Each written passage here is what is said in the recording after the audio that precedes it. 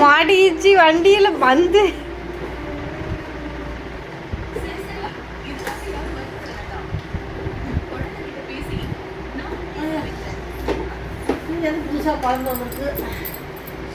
என் வீட்டு குழந்தையோ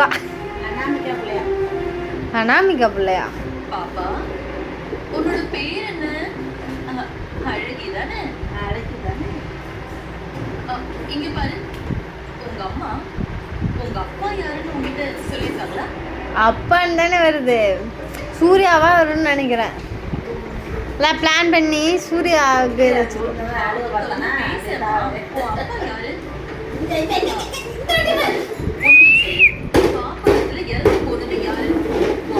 ஏய் உன் வண்டி உடைக்கிறாங்கடா ஆயா.